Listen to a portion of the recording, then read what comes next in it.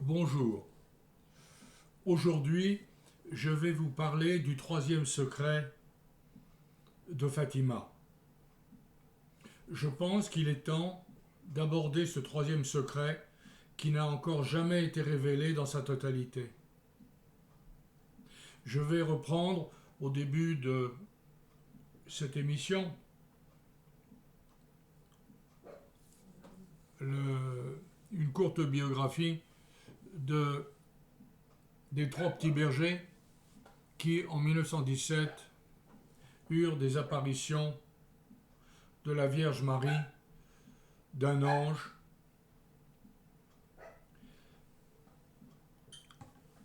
Lucie, la plus âgée, qui est morte d'ailleurs très âgée en 2005, un peu après le pape Jean-Paul II, qu'elle a rencontré 3 fois. Lucie, donc, raconte dans un livre exceptionnel, Lucie raconte Fatima. Je considère que c'est un des livres essentiels à la compréhension des secrets de Fatima, qui a paru chez Réziac en 1989. Si on doit acheter un livre, c'est celui-là. On doit pouvoir le trouver sur Amazon, eBay Book, facilement.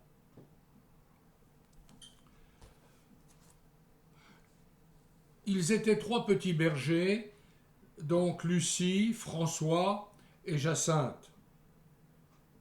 François et Jacinthe mourront très très jeunes.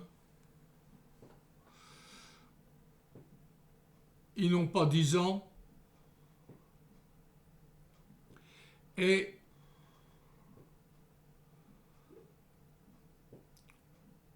il faut noter que on va transférer en 1935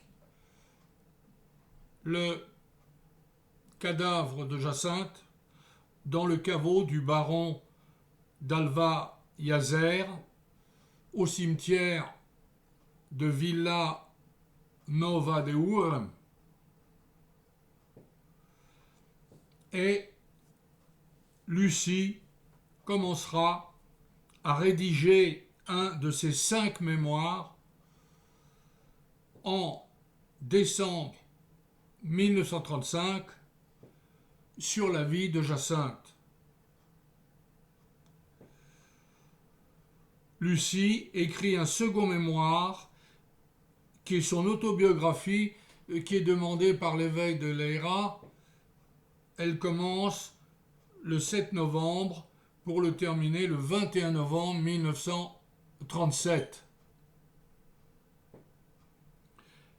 Elle va écrire un 3e mémoire en août 1941 exposant les détails des 2 premiers secrets.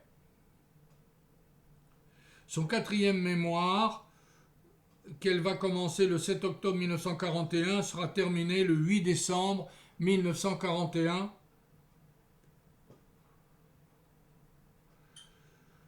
Puis, elle écrira un 5e mémoire en 1989 et un 6e mémoire en 1993. Maintenant, je reprends le déroulement des secrets.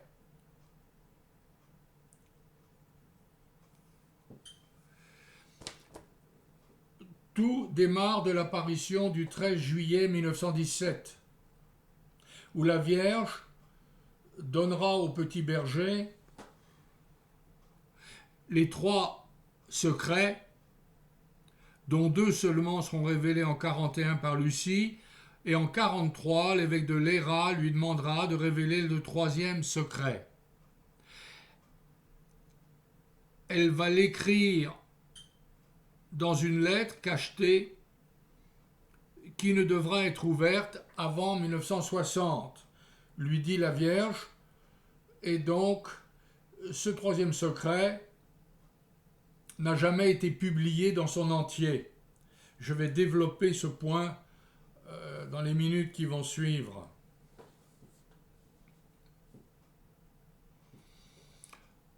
Le 17 décembre 1927, Jésus et Marie lui apparaissent à Lucie, et demandent la dévotion au cœur immaculé de Marie. Jésus, lors de cette apparition de 1927, lui permettra de révéler par écrit les 2 premiers secrets. En 29, la demande de consécration de la Russie au cœur immaculé de Marie sera faite par le pape Jean-Paul II à Rome le 25 mars 1984.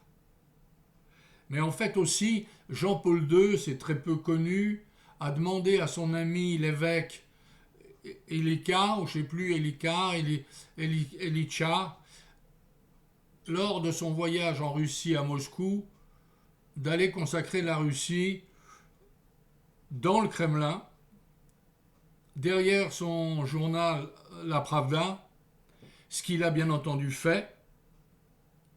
Et il y a eu beaucoup de choses liées à cette consécration de la Russie, car à ce moment-là, a explosé dans le nord de la Russie une base de sous-marins nucléaires.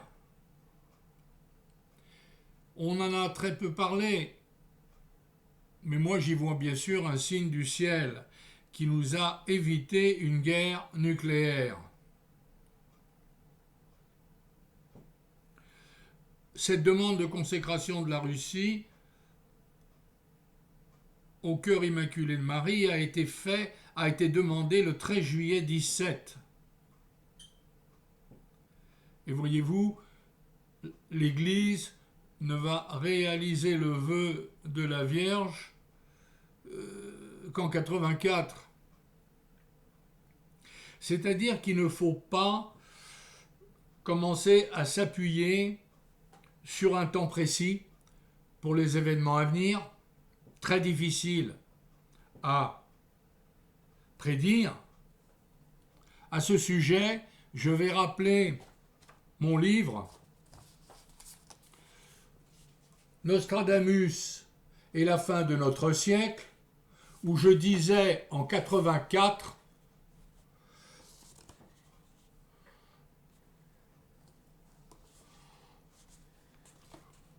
que l'effondrement du régime soviétique se passerait en 1991. Gorbatchev donne sa démission de président de l'Union soviétique le 25 décembre 1991, après le coup d'État à Moscou qui a échoué. Je pense d'ailleurs que Gorbatchev était complice de ce coup d'État. Il était parti se reposer en Crimée, mais en fait, tout ça était dans les tuyaux depuis longtemps, et il en avait connaissance certainement. Donc, si vous voulez, je reprends les secrets. En juin 2000, Jean-Paul II va publier un texte qui révèle son attentat du 13 mai 1981. C'est la fameuse citation de l'évêque en blanc. L'évêque en blanc, ça ne peut être qu'un pape. Donc, il va révéler que dans le 3e secret de Fatima, on parle de cet attentat, mais il n'ira pas plus loin. À ce sujet, je vais vous lire l'interview qu'il a donnée en octobre 81 dans un journal allemand qui s'appelle Stimme des Glaubens, qui a publié cette interview dans son numéro d'octobre 81. Il a fait une rencontre à Fulda avec un petit groupe de catholiques allemands et qui lui pose la question suivante. Très Saint-Père, qu'en est-il du troisième secret de Fatima? Ne devait-il pas, selon les instructions de la Vierge, être publié en 1960, et qu'arrivera-t-il dans l'Église? La réponse de Jean-Paul II est très claire. La voilà. Vu la gravité du contenu, pour ne pas encourager la puissance mondiale du communisme à accomplir certains coups, mes prédécesseurs dans la chaire de Saint-Pierre ont diplomatiquement préféré surseoir à leur publication. D'autre part, il peut être suffisant à tous les chrétiens de savoir ceci. S'il y a un message où il est dit que les océans inonderont des parties entières de la terre, que par moments des millions d'hommes périront, ce n'est vraiment plus la peine de désirer tellement la publication de ce message secret. Beaucoup veulent savoir seulement par curiosité et goût du sensationnel, mais ils oublient que savoir implique pour eux une responsabilité. Il est périlleux de vouloir seulement apaiser sa curiosité, si l'on est convaincu qu'il n'y a rien à faire contre le malheur annoncé. À ce point de la réponse, le pape saisit son chapelet et dit « Voilà le remède contre le mal. Priez, priez, ne demandez rien d'autre, confiez tout à la Mère de Dieu. » Et il poursuivit « Nous devons nous préparer à subir, dans un temps non éloigné, de grandes épreuves qui exigeront de nous la possibilité de perdre même la vie et une remise totale de soi au Christ et pour le Christ. Par votre prière et la mienne, il est possible d'adoucir cette tribulation, mais il n'est plus possible de la détourner, parce que de cette façon seulement, l'Église peut effectivement être rénovée. Combien de fois la rénovation de l'Église s'est effectuée dans le sang? Cette fois encore, il n'en sera pas autrement. Alors ça, c'est vraiment clair comme de l'eau de roche. On comprend bien entendu que l'Église ne peut pas se permettre de dévoiler le troisième secret de Fatima.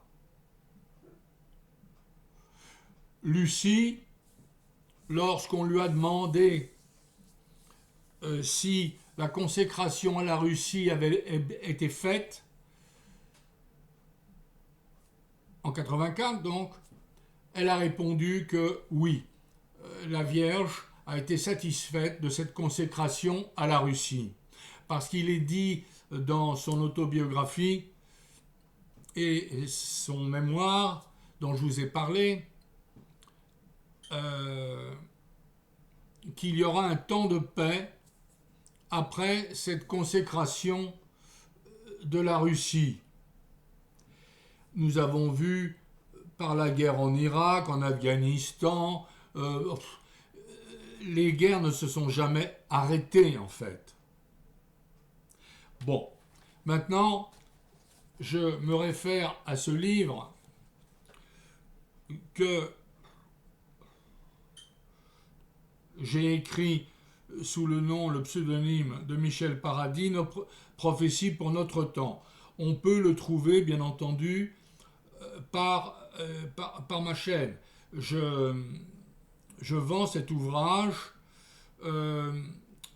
On peut donc se le procurer. Il faut m'écrire à un email qui est fastnet2033@gmail.com et je vous donnerai les conditions de vente de ce livre. Je parle évidemment de l'ensemble des prophéties qui touchent à notre temps. Il y a un grand chapitre, bien sûr, sur Fatima, mais j'ai aussi un chapitre sur les apparitions d'Akita au Japon en 1973. j'ai un chapitre sur les apparitions de la Salette. En fait, il y a une trilogie. Il faut aller lire tout d'abord les prophéties de la Salette. La Vierge est apparue près de Grenoble en 1846 à une petite bergère. Je mets dans mon livre Prophéties pour notre temps l'intégralité des messages de la Vierge, où elle annonce que ce sont les prêtres qui foutront par terre l'Église. C'est bien commencé. Le coup de hache a été porté déjà par Vatican II, avec les papes Jean-Paul VI et Jean XXIII, qui étaient francs-maçons, nous le savons, puisque moi, mon ami le marquis de la Franquerie m'en a parlé il y a déjà 40 ans. Nous allons tout droit vers le protestantisme, c'est évident, et le pape François, malheureusement, qui je pense est franc-maçon, pousse à la fraternité générale. Son encyclique Fratelli Tutti, tous frères. En maçonnerie, on est tous des frérots, hein. Faut le comprendre comme ça, déjà. Bon. Alors, ensuite, bien sûr, après la Salette, vient Fatima en 1917, qui est une fracture dans le temps, d'ailleurs, qui correspond, je l'ai écrit dans ce livre dont je viens de vous parler. La fin du temps des nations commence en 1917. C'est pas pour rien que la Vierge arrive à Fatima, hein. Fatma, en arabe, c'est la femme. Fatima, c'est la femme. Et la femme de l'Apocalypse, c'est la Vierge Marie. Il n'y a aucun problème de ce côté-là. Ce qui est prodigieux, si vous voulez, c'est que le temps se déroule comme un film. Mais si vous ne connaissez pas les origines de l'histoire, vous ne pouvez pas connaître le passé, le présent et le futur. C'est grâce aux prophéties que nous arrivons depuis l'Ancien Testament et les 18 prophètes de l'Ancien Testament que je vous recommande de relire. Tout est dit déjà là. Ensuite, vous avez donc, je parle de l'Aphrodite, d'Amsterdam, des apparitions de Kérésinène très importantes, et les apparitions d'Akita, où la Vierge nous dit qu'un terrible châtiment va venir, qui sera pire que le déluge de Noé, et que les vivants environt les morts. Alors bien entendu, nous ne connaissons pas le temps, nous ne savons pas quand vont venir ces événements. Mais ils viendront, parce que tout ce qu'a dit la Vierge dans ses prophéties depuis le début, se sont toujours produits. Mais voyez-vous, l'attentat de 81 contre Jean-Paul II, elle l'avait annoncé en 1917. Donc on ne peut pas juger du temps précis. Moi, c'est grâce à l'astrologie et à travers mon travail sur Nostradamus pendant 40 ans que j'ai pu déterminer la date de l'effondrement de l'Union soviétique. Mais je ne veux pas commencer à rentrer dans l'astrologie mondiale, ce n'est pas le but de cette émission. Ensuite, bien sûr, viennent les apparitions de Medjugorje. La Vierge a donné 10 secrets déjà aux 6 voyants. Elle apparaît depuis 1981. Elle a parlé d'un signe qu'elle donnerait dans la colline des apparitions qui ne pourra plus être retiré. Mais ce signe n'est encore jamais arrivé encore. Voyez-vous, donc c'est très difficile et il ne faut pas être impatient dans le temps. Il faut rester dans la paix parce qu'il n'y a que ça qui nous tienne, la prière et la paix. Les gens qui sont paniqués parce qu'ils vont perdre leur maison, leur travail ou leur voiture, font pas partie de mon club. Mais alors pas du tout, pas du tout. Il faut vraiment pouvoir se détacher des choses matérielles aujourd'hui. Sans ça, on est mort d'avance. Voilà le problème. Alors là, bien entendu, je vais regarder la page de mon livre dans... Voilà. Alors, bien entendu, bien sûr, parce que alors là, je parle dans le détail de toutes les apparitions. Les apparitions ont lieu le 13 de chaque mois, sauf au mois d'août 1917, où c'est le commissaire du peuple qui a arrêté les petits voyants en les emmenant dans le commissariat et en leur disant qu'ils allaient tous être brûlés vivants. Alors je vais vous dire, à des enfants d'une dizaine d'années, ça devait être dur à vivre. Hein. Bon, alors, il y a un premier secret où on parle de la vision de l'enfer.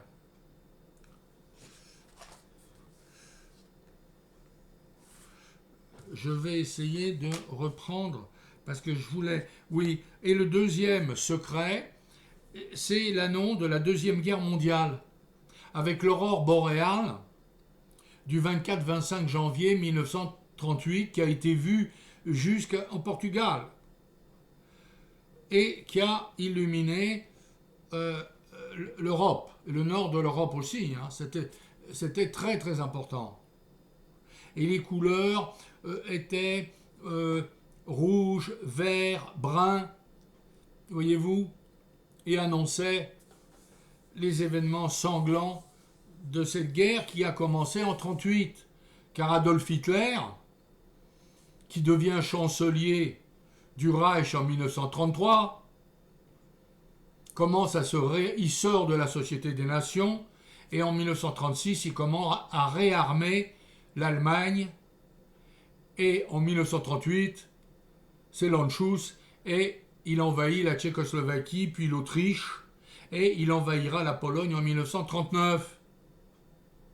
Et il faut savoir que tous les hommes d'État et les politiques viennent serrer la main d'Adolf Hitler, et je crois que c'est le Premier ministre d'Angleterre qui revient de son voyage à Berlin et qui dit en descente d'avion, la paix, on a la paix pour 15 ans.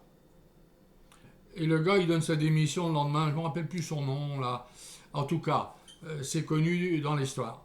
Et donc, il faut comprendre donc que le deuxième secret touchait à cette guerre mondiale. Et elle avait donc été déjà annoncée depuis 1917.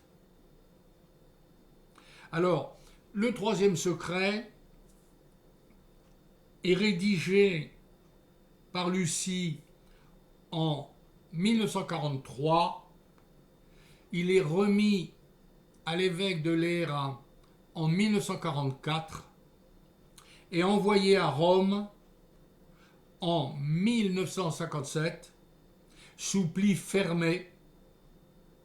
Et d'après moi, bien entendu, d'après ce que je viens de vous dire de l'interview de Jean-Paul II, il n'a jamais été révélé dans sa totalité. Parce que je vais juste en parler un peu pour vous donner le goût de lire mon bouquin, si ça vous fait plaisir. Il faut dire que ce que j'ai écrit dans ce dernier livre, Prophétie pour notre temps, il n'y a rien sur le marché de l'édition qui soit comparable. Donc ce troisième secret de Fatima touche des événements extrêmement importants. Je rappelle que Jean-Paul II, qui a été attenté à 5h17 l'après-midi, 17h17 à Rome, le 13 mai 81, et qui a été de nouveau attaqué le 13 mai 1982 par un prêtre à coups de couteau, et il a été blessé, à Fatima. Il est revenu pour remercier l'année d'après. Et un prêtre s'est jeté sur lui avec un couteau. Mais il n'a eu qu'une petite blessure. Alors, si vous voulez, je vais quand même rapidement aborder ce troisième secret pour vous. Je n'irai pas dans le détail, mais je veux vous le faire comprendre. Première chose, la Vierge annonce un schisme à venir dans l'Église. Il est quasiment fait. Les évêques allemands actuellement demandent la prêtrise pour les femmes. Un antipape reviendra, on en a eu plusieurs dans l'Église, hein. Ils étaient à Avignon, il y en avait à Rome, à Avignon, donc il y a déjà eu ça. Alors il y aura un antipape qui va revenir dans l'Église. Et il y aura des cataclysmes apocalyptiques concernant notre planète. Alors, le schisme, je viens de vous en parler, il est quasiment fait. L'antipape, il faut penser que j'ai parlé aussi dans mon livre, comment dirais-je, de la prophétie des papes, hein, bien entendu, puisque le dernier pape dans la prophétie des papes s'appellera Pierre II le Romain. Aucun pape, depuis le début de l'Église, n'a voulu s'appeler Pierre, puisque Pierre avait renié Jésus-Christ. Il a renié le Christ. Alors aucun pape n'a voulu s'appeler Pierre. Mais dans la prophétie des papes, il est dit que le dernier pape s'appellera Pierre II le Romain. Et je pense qu'il sera l'ami de l'Antéchrist, parce que l'Antéchrist, c'est pas le pape. Non, non, il y aura un personnage qui va sortir. J'en ai parlé dans mes livres sur Nostradamus. Hein, j'ai écrit 3 bouquins sur Nostradamus. Et il a été même traduit en russe à Moscou. Et donc, si vous voulez, il y aura donc un antéchrist. J'ai déterminé sa date de naissance. Il est né certainement en 1999. J'en ai parlé lors d'une autre émission que vous retrouverez sur ma chaîne, Dobrousky 1. Et donc,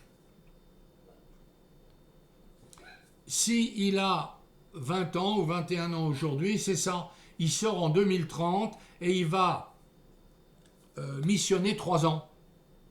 Ça sera le singe de Dieu, ça sera le singe du Christ. Il va essayer d'attirer à lui toute la terre. Et il y réussira en partie. De toute façon, l'avenir du monde va se porter sur l'Asie. Pensez que la Russie est européenne, c'est se mettre le doigt dans l'œil jusqu'au coude. La Russie, elle est asiatique. Moscou est une capitale asiate. Saint-Pétersbourg est européenne. Vous n'avez qu'à voir les pommettes hautes de Poutine. Il a du sang tartare. Les Tartares ont occupé la Russie 250 ans. Donc les Russes ont du sang tatar, bien sûr. Enfin en russe, tatari priechali. Tatar priechali. Ça veut dire les Tatars sont arrivés. Bon. Alors, il y aura également, possiblement, donc, peut-être, donc, dans ce bouleversement cataclysmique, une pluie d'astéroïdes. Il faut savoir qu'une astéroïde de 180 km sur 80 km de diamètre a percuté la Terre sur le golfe du Mexique il y a 66 millions d'années. Donc, on est à l'abri de rien du tout. Ensuite, il y a le basculement des pôles. Parce que la Terre a déjà bougé sur ses pôles. On retrouve à Dendera, en Égypte, un zodiaque où le point vernal est à 0 du lion. Donc, actuellement, on peut penser qu'il est actuellement 0 du bélier, mais 0 du lion, la Terre aurait basculé de 120 degrés. 1 degré égale 110, 115 km. Donc, si vous voulez, c'est pas mal. 1200 bornes, 1200 km. Donc, les océans se vident comme des cuvettes. Hein. Ensuite, il y a le miracle du soleil, du temps de Josué. Soleil, arrête-toi sur Gabaon, et toi, lune, sur la vallée d'Aïon. et le soleil s'arrêta et la lune se tint immobile, jusqu'à ce que le peuple se fût vengé de ses ennemis. Josué 10, 12, 13. Ensuite, bien entendu, vous avez le passage de Moïse et la mer Rouge. Bien entendu, il y a eu quelque chose qui s'est produit là, et Moïse a dû avoir une révélation, et il a su qu'il fallait passer à sec, parce que la mer Rouge s'est retirée. Quand il y a un tremblement de terre énorme, il y a un tsunami, et il y a un mouvement de vagues énorme. Il faut savoir qu'il y a 66 millions d'années dans le golfe du Mexique, le tsunami, la vague avait 1,5 km de haut. Parce que les scientifiques d'aujourd'hui ont pu tout mesurer ça. Alors je vous ai parlé donc, c'est ça. Voilà. Donc, pour nous résumer à Fatima, Fatima est une clé pour la compréhension de la suite. Les problèmes qu'on a actuellement entre l'Ukraine et la Russie, mais moi, j'en ai parlé à mes amis russes. Moi, j'ai habité la Russie, j'y ai été 4 fois, passé plusieurs mois pour écrire mon livre sur l'affaire Romanov, ou le mystère de la maison Ipatiev, que vous trouverez sur ma chaîne vidéo, pour vous dire que je m'attendais, bien entendu, à ce coup-là. Poutine est un remarquable joueur d'échecs. C'est un grand stratège. Il a joué avec la Crimée remarquablement bien. Et maintenant, il vient de reconnaître l'indépendance du Donetsk et de Lugansk. Bien entendu, l'Ukraine, c'est la souris face au gros chat qui est la Russie. Poutine joue très bien, il est allié de la Chine, il est allié de l'Iran. Il y a une troïka, Chine, Russie, Iran, qui fait le contrepoids face à l'Occident, l'Europe et l'Amérique. Canada, bon, c'est le chapeau de l'Amérique. Mais si vous voulez, voilà comment le monde bipolaire va se placer d'ici les 10 prochaines années. Et, voyant ce qu'a fait Poutine avec l'Ukraine, j'en parle régulièrement avec mes amis, la Chine va jouer la même chose avec Taïwan. La Chine va se jeter, je ne connais pas le jour et l'heure, parce que j'ai laissé tomber l'astrologie mondiale, j'ai plus le temps de m'occuper de ça, ça ne m'intéresse plus d'ailleurs. Et si vous voulez, la Chine va jouer la même chose que Poutine vient de jouer avec l'Ukraine. Personne ne va bouger non plus avec Taïwan. Ça va se faire peut-être de nuit en 48 heures et c'est fini. Voilà. Et, bien entendu, l'Occident ne bougera pas. Je ne vois pas Joe Biden commencer se prendre pour Tarzan. Les États-Unis sont finis à terme. C'est fini, terminé. L'avenir, c'est l'Asie et la Chine. Hein. Terminé, c'est fini. Voilà. Donc Fatima est une clé pour comprendre l'avenir du monde. Mais une parole d'espérance et de paix, et à la fin mon cœur triomphera. C'est-à-dire qu'après tous les tourments que l'humanité va subir, parce que penser que le coronavirus, là, c'est terminé, là aussi on peut se mettre le doigt dans l'œil. Parce que il vous joue de l'accordéon. Un coup je te sers le kiki et un coup je te desserre. Mais déjà, au niveau de l'épidémie, on a des centaines de millions de gens dont on a prélevé l'ADN dans le test PCR, et avec cet ADN et ARN, on peut même cloner les humains. C'est ce qui va se passer. On s'en va vers les chimères. On a déjà voté dans tous les parlements du monde la possibilité de travailler les chimères, mi-homme, mi-animal. Donc vous voyez un peu Et ça, c'est possible aussi, c'est possible dans, ça a peut-être été écrit par Lucie dans le troisième secret de Fatima. Donc, il faut beaucoup prier et préparer son arche intérieure. C'est son arche personnelle, c'est tout. Parce que on ne pourra pas se battre humainement avec des armements, des trucs comme ça. Non, moi je ne pense pas. Je ne pense pas. Les choses sont allées trop loin aujourd'hui. Donc, voilà. Il faut rester humble, il faut rester éveillé.